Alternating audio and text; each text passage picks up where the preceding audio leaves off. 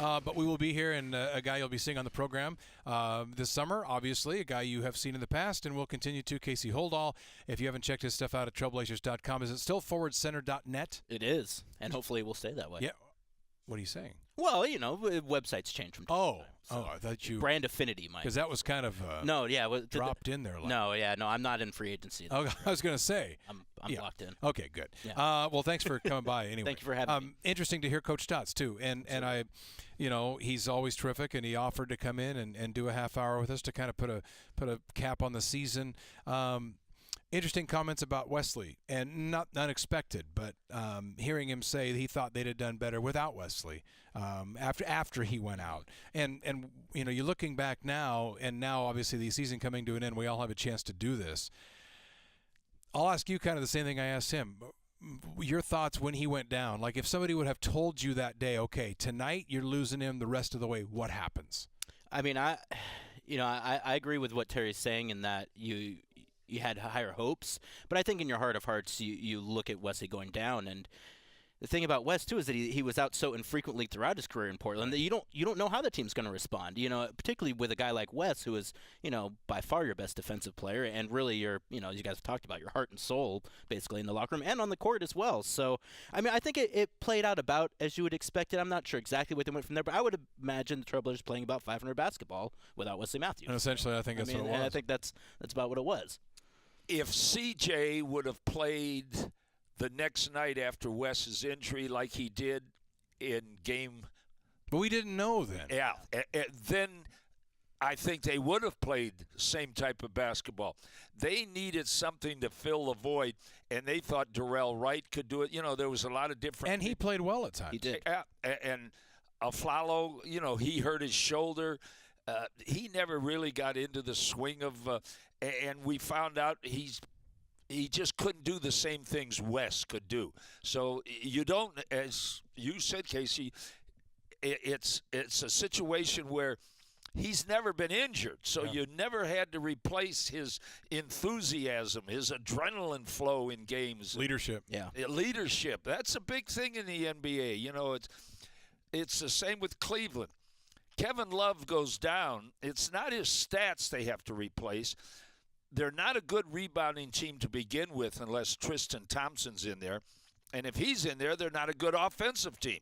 So you're taking out a guy that spreads the court and he gets defensive rebounds. So how do you replace that? Well, they bring in Mike Miller, James Jones. Those guys can't. They're not the same team.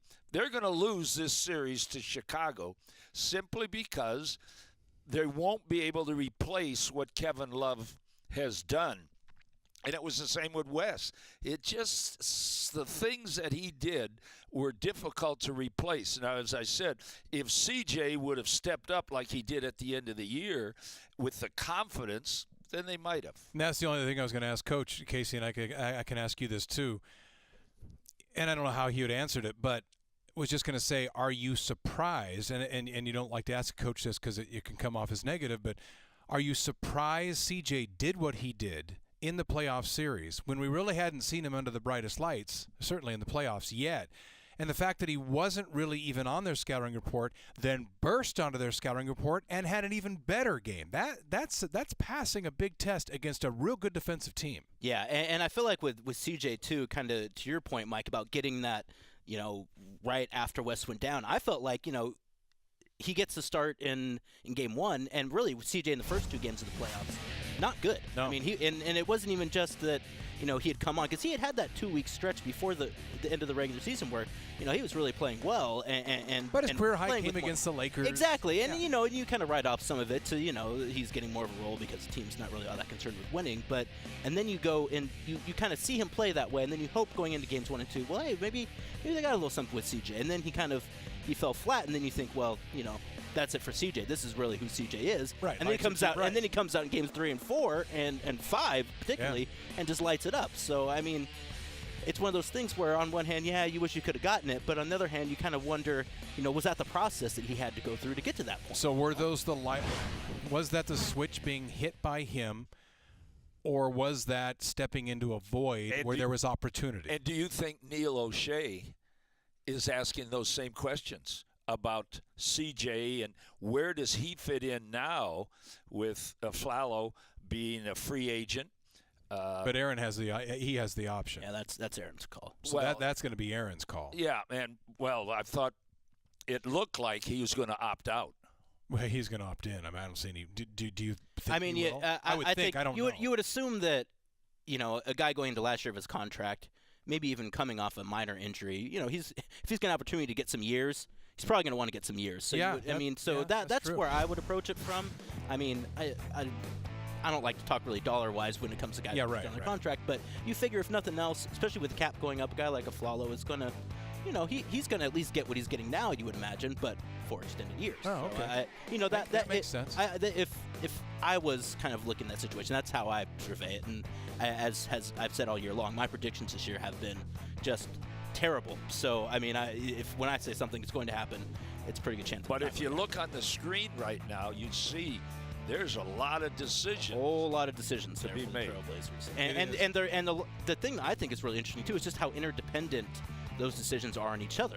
Yeah. I mean, so if one guy signs, what does that mean for someone else? And if one guy doesn't sign, do you worry so much about bringing back another guy? There's a lot of kind of moving pieces in this offseason that I thought it was great that Neil said it was going to be fun because there's a lot to do. But I think that a lot of fans, and I know guys like us who are around Neil, I mean, I've never been more confident. Oh, God, no. In a general manager heading into an offseason that could be as impactful as this one will be on the future of this team. And I'm not, obviously, what are we going to say? But I don't have to say that. But I really feel that. I think he has a great read on these guys. I think that he had the belief in CJ. It was his draft in the first place. Myers, who is the guy who kept saying all along, give Myers a little bit of time. Neil was the one guy saying that when everybody else was killing Myers. And then look what Myers does. And I don't know what he's going to do after this. But what a series for him. We've been talking about CJ and what a season. And we mentioned the 50-40-90 and his shooting and what he did, but the fact that he came on defensively, and like Terry talked about, the most impressive thing I think about Myers late in the season wasn't the offensive numbers, it was the defense he showed on Marcus Gasol. And be able to stay in games. That's what my thing too is like Myers is able to stay in games. He's not fouling out. I think he fouled out that last game, but he picked up 2 fouls early on in game 5, and we said this is a vital time. If he gets a third before halftime, it's over. Now, they lost anyway. But that was a key moment, the fact that he went to halftime only with 2 fouls. I know it sounds like a little thing. We said it about 10 times on the air and stressed it because that showed development. They went after him, too. They wanted to get him out of the game, so they attacked him, and he still didn't foul. Now, with that said, how does that affect Kaman for next year? Chris Kaman, though, is one of the reasons why Myers exactly. I think Kaman's more valuable than ever after. I mean, I think he was so important with Myers and the mentality and kind of teaching him how to be an NBA big man, how to get tough.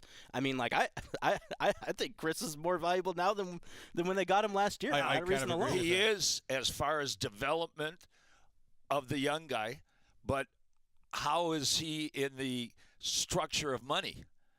If you're Neil O'Shea, my understanding too is that his contract is also not fully guaranteed. It's not. So I mean, only $1 million is guaranteed. So as far as that goes, I'd say it's pretty. Well, essentially, and again, we don't talk dollars a lot, but if you bring him back, I think it's somewhere, 6 or 8, and but you could essentially buy him out for $1 million and create. I think it's 5. Is it only 5? It could be. Okay. I think it was 5. But all right. Well, I'm again, we don't throw those. And he's been a valuable asset. Oh, absolutely. He's to get a big who could give you 15 to 18 valuable minutes, and then, and we tried to point this out in broadcast, but it's hard to relate it during a game. Because I'm trying to talk to the truck guys and show me a shot of Kaman meeting Myers as he comes off the floor every time. And then he gets him by the arm and he shows him and points. And they watch film with Kim Hughes. Those guys have been crucial in the development of Myers. And I'm bringing it up simply to show the decisions that Neil O'Shea really has to manipulate the money, the salary cap, the importance of each player to, coming back. Darrell Wright, How important is he now? Well, we talked about a minute ago in the fan poll. The most impressive win of the season was the triple overtime win at San Antonio. People forget Darrell was enormous. And he got big. They don't win that game if not for him. Yeah. Darrell's. I mean, I felt like the injury to Darrell was the injury for me where I was like, all right, like this, they're not going to be able to overcome that. And obviously, I agree. There are bigger injuries, but with the way he let you you're play, right. his veteran presence, that was the one and where I in was that like, series against that team, he would have been huge. That's going to be because now Stotts can't go to his regular small lineup. And put it in. He's got to change what he does. Finally, he found Myers Leonard to do what Darrell Wright was doing. Right. Maybe Darrell Wright, if he's there, Myers Leonard never shows us what he, so. I know.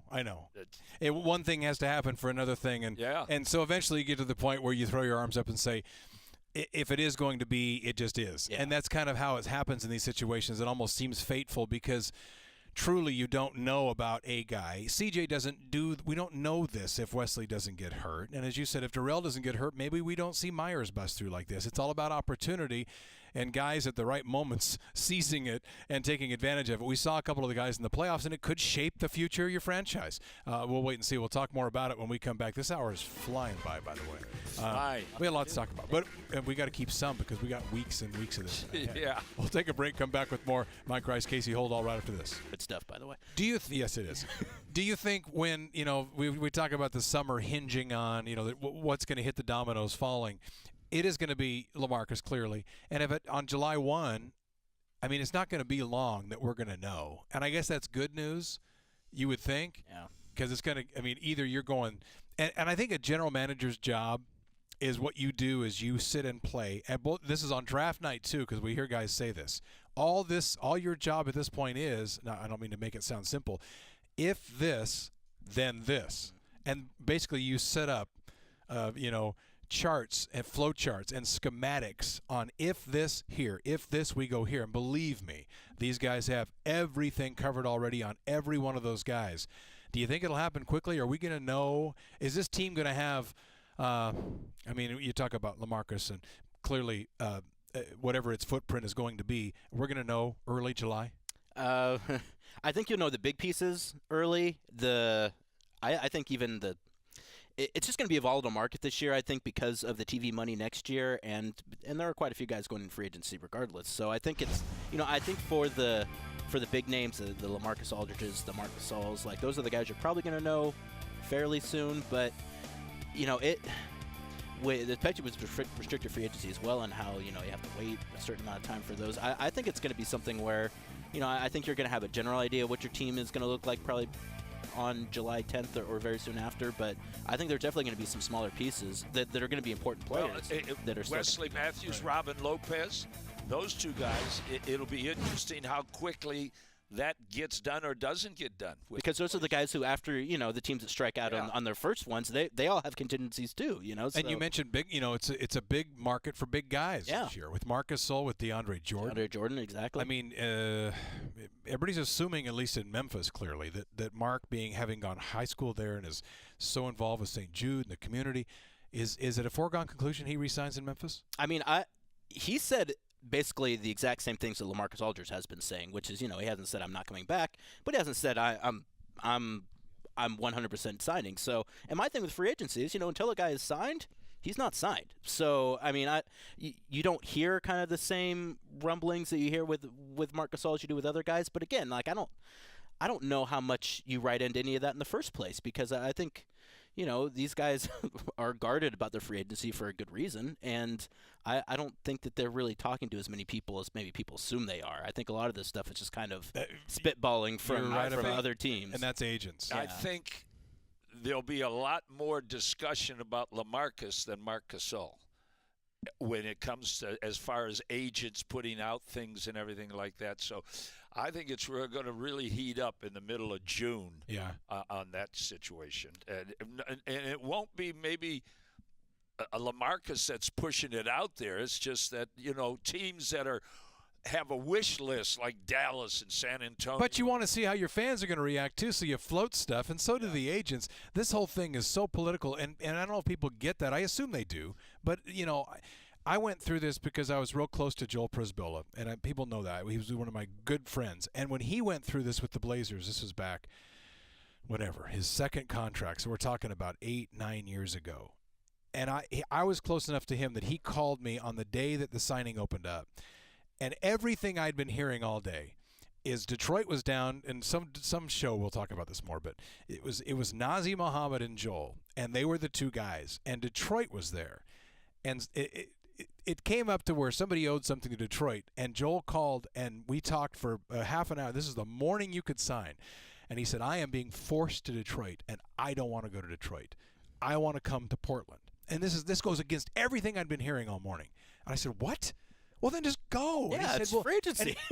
But it's not. But my point is, he was being led a direction and needed to be told by somebody, well, then you take over this. Stop letting other people do this to you. You know, I mean, in terms of agency, and his agent was good. But I'm just saying, there's a whole other layer here that I think people don't understand in this process. And some of us who've been close enough to it, you understand why things happen the way they do and why perspective changes and why a certain narrative gets out there to change public opinion. It's a crazy time, and this summer is going to be crazy. It is. And one thing I would just say about that, too, is that, you know, I would just hope that people don't begrudge players for free agency. I mean, because there's so much. I mean, you get drafted by a team, and you basically have to go to that team and, you know, so on and so forth. But, you know, I think Neil said it well, was that, you know, guys earn the right to be free agents, and they go through their process, and it's their right, and it's basically, you know, they've earned the right to go out and see, you know, what the market is, and hopefully the guys you want back, you can re-sign them, but, you know, you got to afford the guys the right to go out there and kind of test. Barrett was the same way announcing. Exactly. Right. Every year, Mike's out there, you know, people are asking and no back channels and no agent here. You can't. You at times you haven't been able to say that same thing. You can now, however. Yeah.